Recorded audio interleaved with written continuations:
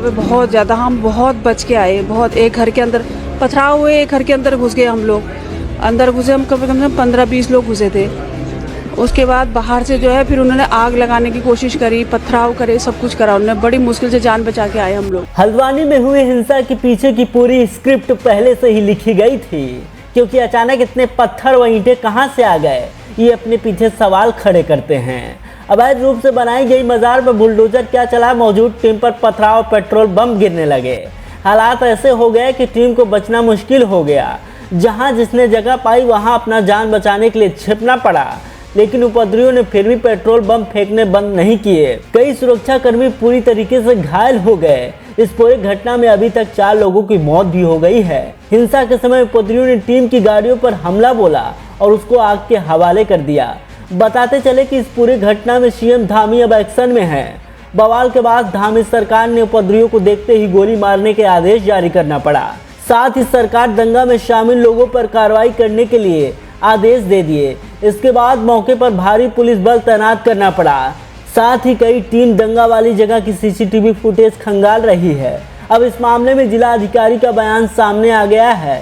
उन्होंने कहा कि ये पूरा प्लान किया गया था, सुनियोजित तरीके से हमला किया गया। दंगे में शामिल उपद्रवी को पुलिस तलाश कर रही है। साथ ही जिले में धारा 144 लगा दी गई है और किसी भी स्थिति से निपटने के लिए पुलिस बल अब पूरी तरीके से चप्पे चप्पे पर मौजूद है। कोई आइसोलेटेड एक्टिविटी नहीं थी कि ये पूरे काफी लंबे समय से हल्द्वानी के अंतर्गत सरकारी परिसंपत्तियों को अलग अलग क्षेत्रों में बचाने का, सुरक्षित करने का, अतिक्रमण मुक्त कराने का अभियान चल रहा है। उसी के क्रम में इस प्रॉपर्टी पर, जो कि खाली प्रॉपर्टी है, जिसमें 2 स्ट्रक्चर्स हैं जो कहीं पर भी ना तो किसी धार्मिक संरचना के रूप में रजिस्टर्ड हैं, ना ही किसी प्रकार से मान्यता प्राप्त है। उन स्ट्रक्चर्स को कुछ लोग मदरसा कहते हैं, कुछ लोग उसको नमाज स्थल कहते हैं, लेकिन उसका विधिक रूप से दस्तावेजों के अंतर्गत कोई अस्तित्व वर्तमान में नहीं है। तो हमारे द्वारा डिमोलिशन ड्राइव जो है कंटिन्यू करने का निर्णय लिया गया, क्योंकि किसी भी प्रकार का स्टे संबंधित परिसंपत्ति पर नहीं था, किसी व्यक्ति का कोई अधिकार नहीं था। सामान्य रूप से एक विधिक प्रक्रिया अतिक्रमण हटाए जाने की अलग अलग क्षेत्रों में चल रही है, तो इस क्षेत्र में भी करी गई।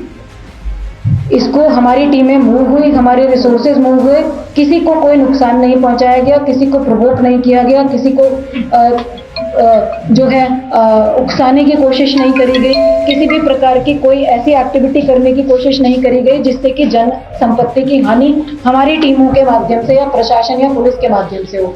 पीसफुली डिमोलिशन ड्राइव शुरू हुआ। प्रिवेंशन के लिए फोर्स लगाई गई, अतिक्रमण की कार्रवाई के लिए जितनी फोर्स रिक्वायर्ड होती है वो लगाई गई, लेकिन कुछ अराजक तत्वों के द्वारा अनप्रोवोक्ड, अनहार्म्ड, अनटच्ड तरीके से पूरी कार्रवाई होने के बाद भी बड़ी मात्रा में with in half an hour इकट्ठा होकर जो है हमारी जो टीमें हैं नगर निगम की, उन पर पहला अटैक किया गया पत्थरों के माध्यम से। पत्थर बरसाने शुरू करे गए चारों तरफ जो छतें हैं उनके माध्यम से। मैंने आपको 30 तारीख की फुटेज दिखाई, किसी छत पर कोई पत्थर नहीं था। इसका मतलब इट वाज प्लान्ड कि जिस दिन भी डिमोलिशन ड्राइव होगी हम उस दिन इस तरह से फोर्सेस को अटैक करेंगे, इस तरह से डिमोरलाइज करने की कोशिश करेंगे स्टेट मशीनरी को। पहली मॉब जो आई पत्थरों के साथ, उनको डिसबर्स कर दिया गया। तो दूसरी मॉब आई जिनके हाथों में पेट्रोल बम थे, जो फ्यूल होता है उसकी प्लास्टिक की बॉटल्स थी, उसमें उन्होंने आग लगा कर फेंकी। तो उसके बाद जब पेट्रोल बम आगजनी की घटनाएं शुरू हुई और उसके बाद भी टीमें पीछे नहीं हटी, तो थर्ड स्टेप में उस मॉब जो था, अराजक तत्व, उनके द्वारा थाने का घेराव किया गया। पहले पथराव किया गया, फिर पेट्रोल बम फेंके गए, थाने के बाहर खड़े वाहनों में आग लगा दी गई।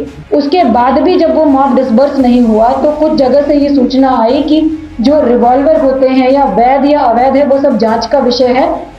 जो भी असलहे हैं, जो भी आर्म्स हैं, उनके माध्यम से कुछ फायरिंग स्टार्ट करी गई थाने पर डायरेक्ट।